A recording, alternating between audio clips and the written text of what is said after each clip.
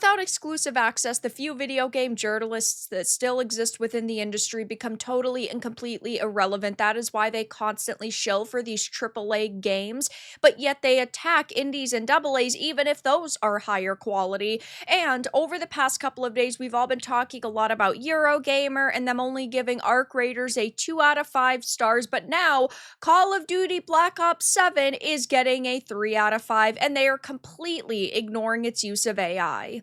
I have a few different things to show off, but before I get into the topic, if you enjoy the content I create, check out the links in the description, join the community in my live streams, and consider supporting through Patreon or YouTube memberships. Now, I'm not going to tell people how to feel about AI. There are some cases where, yes, I don't think that it is bad to be used as a tool, but a full-blown replacement, I feel a little bit more strongly about, though we are talking about the video game industry and activists running rampant within it. And sure, if a few clankers can replace a few activists, maybe that is kind of a win.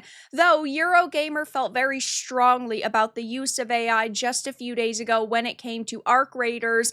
They decided to give it a 2 out of 5 stars, saying this was a very big issue for them. And while, yes, the Black Ops 7 and Arc Raiders reviews are written by two different people, this is a major problem when it comes to having an outlet, because these individuals are all still representing the outlet. It's not like, oh, we can separate the different journos and we can separate their reviews. No, if there's only one review going up per outlet, that means those are the opinions that are going to reflect on your organization. And now they've gone into their Black Ops 7 review, given it a 3 out of 5 stars, and completely ignored the use of AI, which is just so funny to me. They could have at least been consistent and talked about Gen AI being used in the making of 7, but they didn't. Now, we all knew that this year's Call of Duty was going to have some serious competition because Battlefield 6 recently came out, and also the Battle Royale Red Sec has been doing really good. We knew with Arc Raiders release that was going to take away a few people from Call of Duty, and that definitely is the case. We are seeing those other games be rated and reviewed very highly by gamers, hundreds of thousands of players in-game at one time, versus Call of Duty, which, while yes, that did launch on the Activision Blizzard launcher separately from Steam, the Steam numbers are not good, but it's sitting at a mixed on Steam. We're seeing people absolutely raking it across the coals because there is no offline play for the campaign. There are no save points or checkpoints. You can't pause the campaign. Plus, the general theme of it seems really, really poor. And now Eurogamer is hilariously caught in the crossfires of this indie/AA versus quadruple A shooter debate, because they gave Arc Raiders a bad score because of AI, yet they're giving Black Ops 7 a good score and ignoring the AI. So here is their 3 out of 5 stars, or roughly a 6 out of 10 for Black Ops 7. It says, a shift away from single player leaves Call of Duty with its most lopsided and homogeneous entry in decades, though what it does offer is consistently good fun when accepted on its own terms. They also go on to say that if you can accept Black Ops 7's fundamental changes to the formula on their own terms, you'll have a good trip despite the psychochemicals coursing through your veins. I'm just not convinced those changes bode well for the health of the series. Yeah, this doesn't look like it is Call of Duty at all whatsoever. It genuinely boggles my mind that time after time after time, this company has consistently ignored the feedback of their players. And this is why so many people have given up on Call of Duty. This is why so many people have given up on Activision Blizzard. And this is why so many people are playing Battlefield 6 right now. So many people are playing Arc Raiders right now. And why lifelong Call of Duty fans, like myself, for example, have decided enough is enough. I'm not going to play this off Game Pass. I'm not going to swipe my credit card on this game, and there's just no possible way that after that open beta/early access period they did a couple of weeks ago that was free for everybody, I would sit there and actually put a lot of time and effort into this. I was hoping that maybe this year, because they brought in a lot of big named actors, they would be able to actually create something that seemed fun and enjoyable, but it's just not going to happen.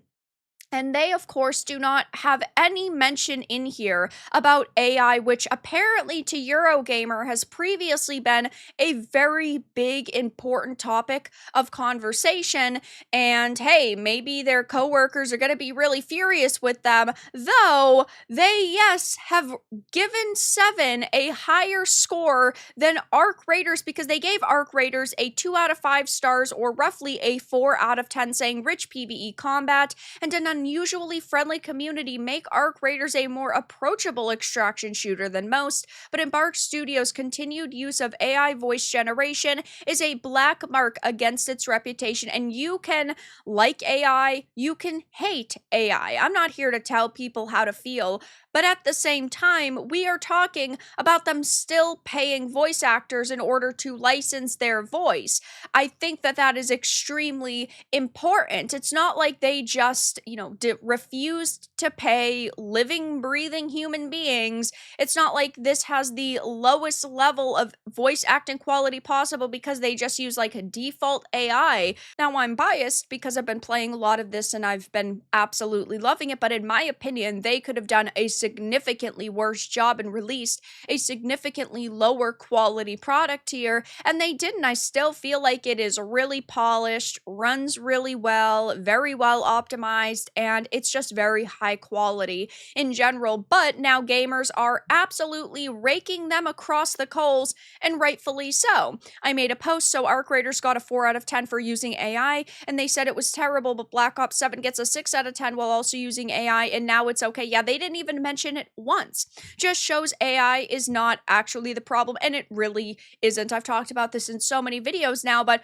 when it comes to indies slash AAAs versus AAAs, we see the media react very differently. There are games that come out by these AAA companies like Call of Duties that get extremely high scores, like Veilguards that get extremely high scores. Even Concord got a higher score from Eurogamer than Arc Raiders did, and they will sit here and say, these games are actually really good. Sure, they don't deliver in every way they promised it would, but it's still fun. But then when an indie game or a AA game comes out like a Silksong, oh my gosh, it's way too hard, this is ridiculous.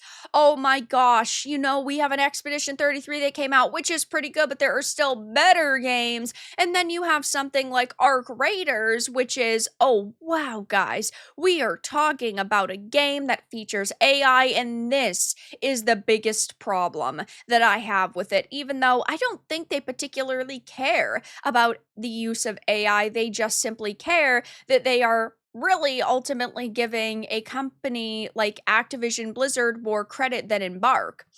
Eurogamer should just list their prices for game scores, and it's so true. We haven't trusted the media for years. At this point, there's no reason to, but it just seems like they are getting worse when it comes to their scores, and it makes you wonder if they're getting a bigger, fatter paycheck for it. Gamers are visibly cringing, saying AI hate is just another virtue signal, and if we actually look at their own post, yeah, they're being ratioed. By the way, Eurogamer has 390,000 followers, and they've only got 89 likes. That is horrific for them.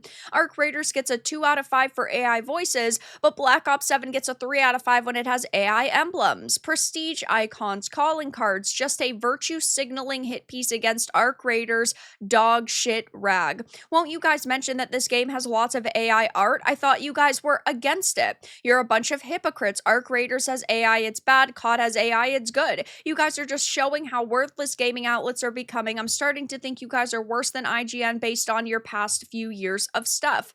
This game uses AI generation, which you give Arc Raiders a 2 out of 5 for, but yearly COD with AI generated content a 3? Yeah, I'm not paying attention to a Eurogamer review going forward. This game also has AI, and you rated it higher than Arc Raiders? Crazy.